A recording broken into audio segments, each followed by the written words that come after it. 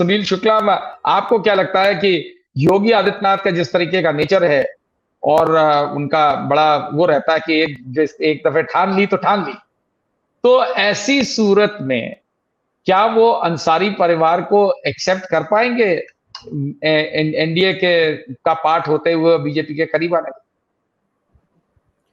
धन्यवाद शरद जी। योगी जी तो नहीं कर पाएंगे। योगी जी की जो अब तक की भारतीय जनता पार्टी के नेता नहीं है, वो हिंदू महासभा के नेता है। वह हिंदू वाहिनी के संस्थापकों में से हैं और अब तक की उनकी राजनीति यही रही है।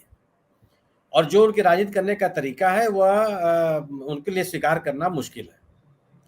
लेकिन भारतीय जनता पार्टी अगर हेमंत बिस्वा शर्मा को मुख्यमंत्री बना सकती है, अजीत दादा पवार को डिप्टी चीफ मिनिस्टर बना सकती है, तो क्या दिक्कत है इनके लिए? कोई किसी के ऊपर कोई भी कितना भी गंभीर आरोप लगे, अगर राजनीतिक रूप से इनको ये मुफीद होता है कि उनको फायदा होगा, तो भारतीय जनता पार्टी उनको ले लेगी, अपने पास स्वीकार कर लेगी। लेकिन सवाल यह है कि आपके स्वीकार कर ले, आपके पार्टी में ले आने से क्या जो इस दल के समर्थक हैं वो भी भारतीय जनता पार्टी में चले जाएंगे? क्या जिस राजनीतिक आंदोलन और जिस राजनीतिक गतिविधियों को लेकर के ओम प्रकाश राजभर की पैदाइश कहां से है? बहुजन समाज पार्टी से। सामाजिक न्याय के आंदोलन करके निकले लोग, पोलराइजेशन करके तो निकले नहीं है। इनके समर्थकों की जो आवाज है, जो ताकत है, वह पोलराइजेशन की राजनीति तो कभी देखी नहीं। वो तो अपने सशक्तिकरण की बात को लेकर के आगे निकले हैं। तो क्या इस पोलराइजेशन की राजनीति में शामिल होकर के वह अपने समर्थकों को समझा ले जाएंगे कि आप यहीं चलो? मुझे लगता है कि ये इतना आसान होगा नहीं।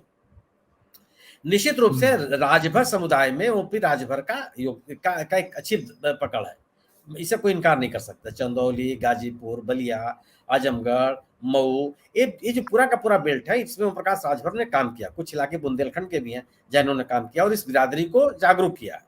लेकिन इसको इस बिना पर जागरूक किया है कि आप राजभर हो, इस बिना पर जागरूक नहीं किया है कि आप हिंदू हो।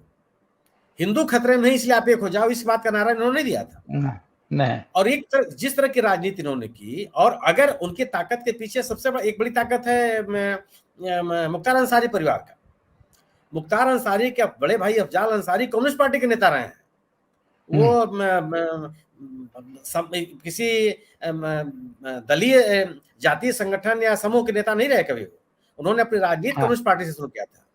सरजू पांडे के नेतृत्व में उन्होंने राजनीति शुरू किया था और एक वैचारिक आधार के नेता रहे हैं। और कभी उनके ऊपर इस तरह के आपराधिक गतिविधियों के आरोप भी उनके ऊपर नहीं लगे। हालांकि इस समय वो भी जेल में है एमपीएमएलए कोर्ट के माध्यम से। लेकिन सवाल है, उसके बाद मुख्तार अंसारी के बाद, खैर ये जो बात हो रही है कि मुख्तार अंसारी के भाई के रूप में जाने लगे, लेकिन मुख्तार अंसारी को भी उन्होंने कभी प्रोत्साहित नहीं किया। अब सवाल यह है कि मुख्तार अंसारी और अफजाल अंसारी की राजनीति की वजह से जो अल्पसंख्यकों का एक बड़ा वर्ग है, और केवल अल्पसंख्यकों, मैं इस बात से सहमत हूं कि केवल अल्पसंख्यकों का नहीं, इन 3-4 जिलों में समाज के विभिन्न वर्गों के लोग इस परिवार के समर्थक हैं।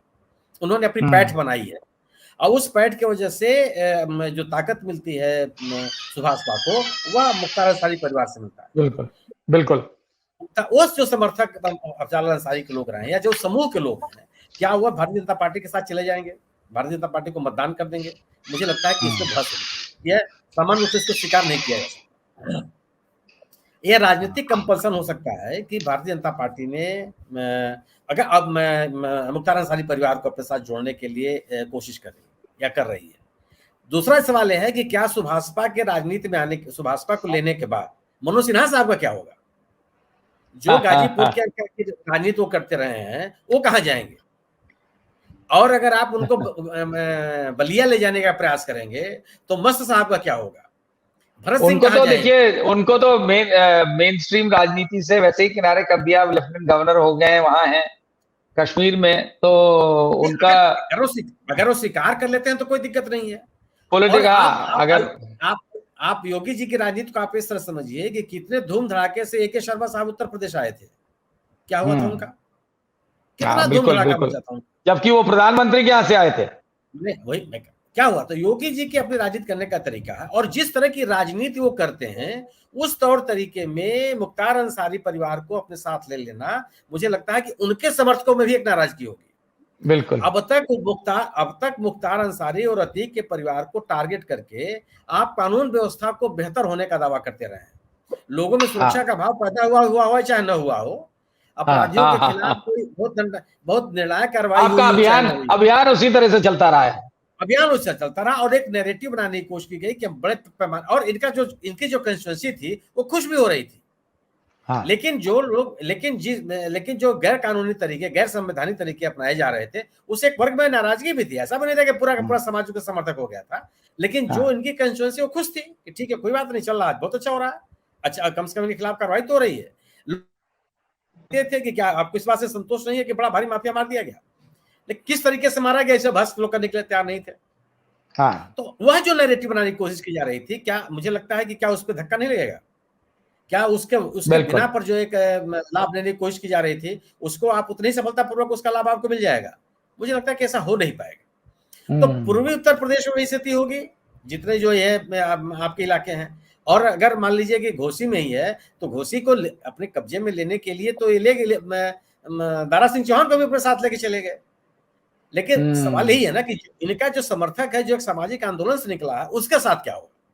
जो ये कह रहा है कि बीजेपी के साथ जाने पे हमारा आरक्षण खत्म हो रहा है, जो ये कह रहा है कि निजीकरण के प्रोत्साहन से हमारा आरक्षण खत्म हो रहा है, जो ये कह रहा है कि केंद्र सरकार में बायलैटरल एंट्री से हमारा आरक्षण खत्म हो रहा है, उसमें कौन आप हमको पूछ रहे हैं? उसकी प्रतिक्रिया क्या होगी? क्या वो स्वाभाविक तरीके से इनके नेतृत्व को स्वीकार कर लेगा, या चाहेगा कि नहीं ये सत्ता में बने रहे? ये एक बड़ा सवाल है। और दूसरी चीज की जो पश्चिमी उत्तर प्रदेश की स्थिति है, पश्चिमी उत्तर प्रदेश में आज भी 10 सीट, भाई 2019 के चुनाव में कितनी सीटें हारी बीजेपी? माने आज भी अमरोहा इनके पास नहीं है, बिजनौर इनके पास नहीं है, तो तमाम कई सीटें ऐसी है जिनके पास, अगर आप गाजियाबाद और गौतम बुद्ध नगर 2 सीटों को अगर आप माइनस कर दीजिए, तो कोई ऐसी सीट नहीं है जिसपे आप कह दीजिए कि नहीं ये 100% बीजेपी की सीट है, जीत जाएगी, इंक्लूडिंग अलीगढ़। सवाल ये नहीं है। और दूसरी चीज, आप मुजफ्फरनगर देख लीजिए, एक विधानसभा की सीट उस जिले में इनके पास है, जबकि 2017 का परिणाम आपने देख लीजिए आपके क्या हुआ था। एक पूरे प्रदेश में एक अलग तरह की राजनीतिक बहस है, सरकार के जो विफलताएं हैं वह है, और जो केवल ध्रुवीकरण की राजनीति का तरीका रहा है, उस तरीके से आप अपनी नैया को पार लगा लेंगे, इसमें लोगों के मन में संदेह है। बिल्कुल संदेह की बात भी है, संदेह होना भी चाहिए, क्योंकि सत्य हिंदी का ऐप डाउनलोड करें गूगल प्ले स्टोर पर।